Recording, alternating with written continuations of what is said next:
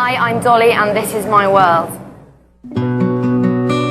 About a year and a half ago, I was living in London working in film, and I just split up with this guy that I thought I was going to marry. My parents had just separated and all my friends that were in London were leaving. I was feeling totally alone and isolated. And then I discovered cocaine, which was brilliant. It meant that I could get through my days, my weekends. It gave me energy, it made me fun, it made me this capable, excitable young woman. I started to get into it slowly, sort of once a week, just socially. Then it became sort of once every 3 days. Then it became once every other day, basically.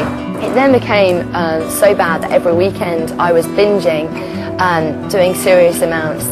And one weekend in particular, the weekend that changed my life, I'd done the most ridiculous amount of coke. I can't even remember how much. I went to bed. As I was in bed, suddenly the weirdest thing happened to me. My whole body went really hot, not like physically sweating, it just went really warm from the inside out. And I just felt as though someone was going all over me with love. I then heard this voice in my heart saying, "Dolly, I'm Jesus. Stop what you're doing and follow me." I've never experienced anything like this. At that point I thought, oh my goodness, my coke's been cut with something, I'm tripping out. But that didn't make sense because I felt really in control. I didn't feel like I was freaking out, I just felt great.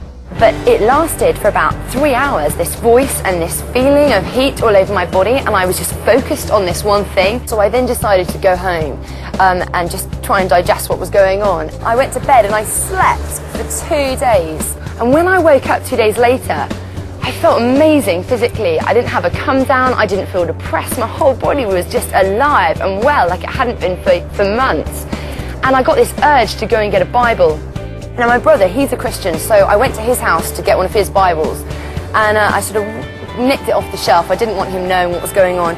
And as I started to read it over the next month or so, it was real.